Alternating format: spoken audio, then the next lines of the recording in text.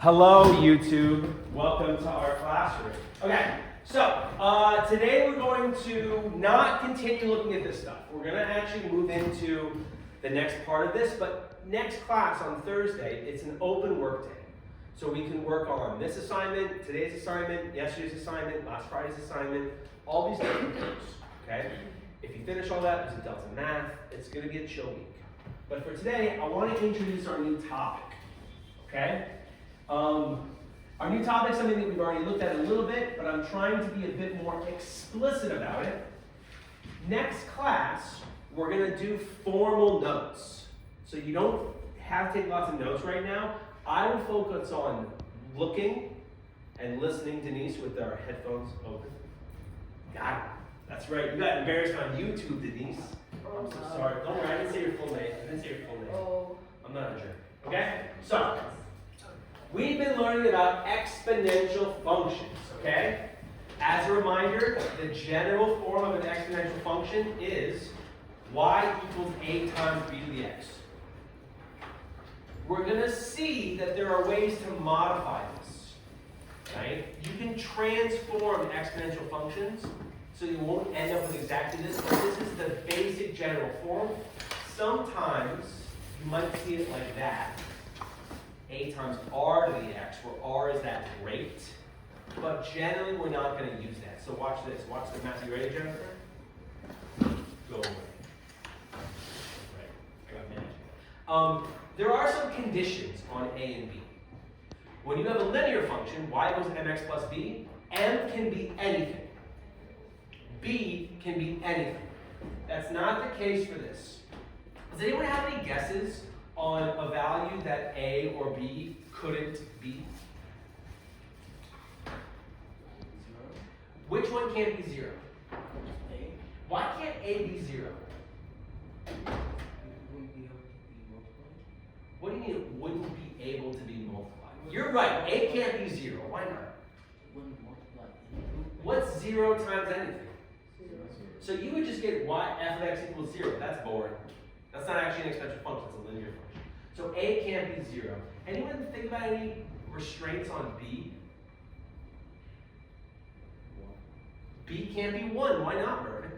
Because anything times 1 will be itself. Yeah, and 1 to any power is just 1. Yeah, so A can't be 0, B can't be 1. B also can't be negative. You can't actually have a negative number here. You get really weird stuff if you put a negative number in for B. It's not, you get non-real numbers. You get this weird wave that's not in the realm of what we're looking at. Those are the constraints on this, okay? Nice job, Mervin, nice job, Shelton. And also B also can't be 0, because you can't have 0 to a power. It kind of gets a little bit weird, okay?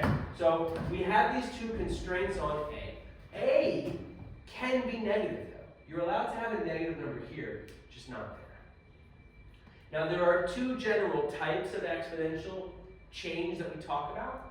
There's exponential growth, and there's exponential decay. Notice that exponential growth is when b is greater than 1. Exponential decay is when b is less than 1. That's like what we saw in today's math now, right? We actually saw exponential growth because the b value was 1/2. Okay?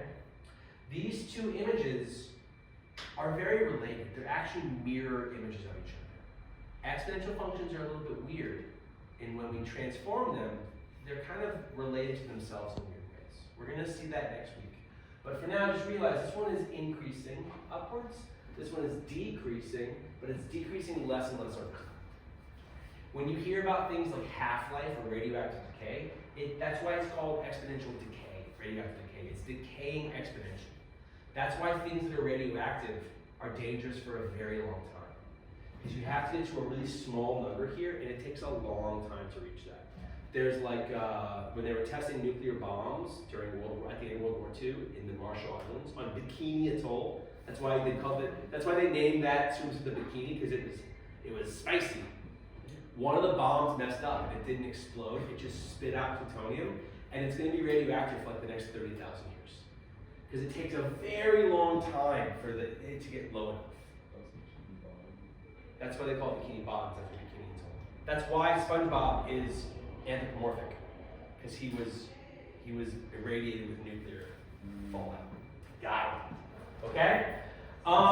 So, real quick, looking at these four exponential functions, are they growth or decay? I'm going to give you all 30 seconds, and then we're going to talk about it together. Which ones are growth? Which ones are decay? That's the question we asked today. I got bars. You got bars? Okay. Anyone have any thoughts? Does anyone know any one of these ones here? Mervin. First one's decay. First one's decay. Mervin, how do you know? Because B value is less than 1. B value is less than 1. It's not that much more complicated than that. What about the second one? Is it growth or decay? Growth. It's growth. How do we know? B value is greater than 1. B value is greater than 1. 7/5 is larger than 1. It's 1.4 in the test. What about the third one? Decay. Really? It's got a 6. Well, that's not called 1. Yeah, it's 1/6, so it's less than 1, and so it would be decay. And just be careful in the last one. Is the last one growth or decay? Growth. We gotta fight about it. Which one is it, growth or decay? Talk about it in your groups for 10 seconds. Is it growth or decay? What do you think?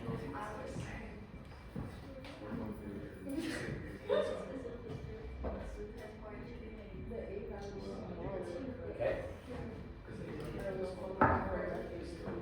Okay. Any groups feel confident, growth or decay? Any groups feel confident, growth or decay? Shelton, what'd your group say? Your group said growth, what'd you say? It is growth. Why is it growth? I know that this says 0.2, but that's not the growth factor or the decay factor. That's the intercept, that's the starting round. This number is what drives it as growth or decay. If it's larger than 1, you're getting a larger value over time. If it's less than 1, you're getting a smaller value over time. Okay? Cool? Cool. A couple of weird facts about exponential functions. We're going to explore this more, but, this is actually, before you get to the weird facts, this is kind of a more complete version of what you can have for exponential functions. There's 4 options for graphing.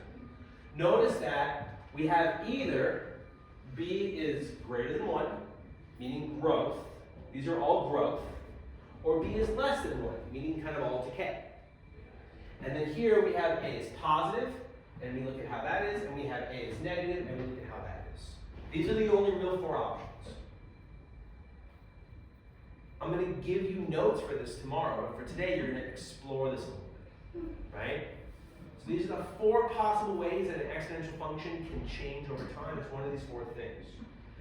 To summarize this, exponential functions are always increasing or decreasing. There are no minimums, there are no maximums, there's no places that it changes, right? There are no extrema at all. It either is increasing or decreasing forever. They also are always concave up or concave down. There's no inflection points. Exponential functions are very different from polynomials and rational functions, right? Also, the end behavior is not like that of a polynomial or a rational function. Polynomials' end behavior is always like this, right? Doing the dance. Rational functions sometimes have horizontal asymptotes, sometimes they go like that, sometimes they had slant, oblique asymptotes.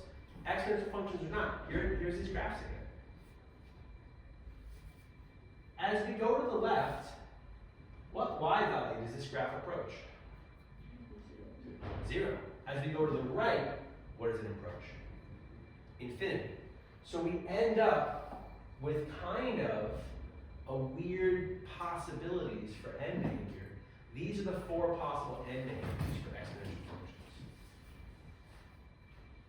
I'm not telling you which is which, because that's part of your activity today, but please note, one of the limits is an infinity or a negative infinity, and the other limit is 0. That's kind of not anything like what we've seen. Okay? Exponential functions are different from any of the other kinds of functions that we've seen. In today's activity, you're just exploring the end behavior. You're looking at whether it's growth or decay. You're making some qualitative statements about it. Is it concave up or concave down? And then we're going to move on. Denise, they can see you on YouTube. Okay? If you finish today's activity early, dope. There's other stuff to do.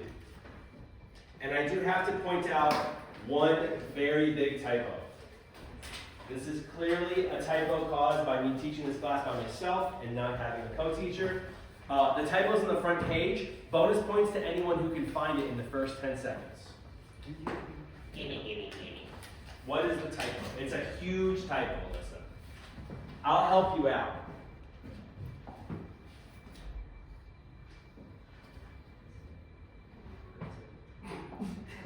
Where's the typo?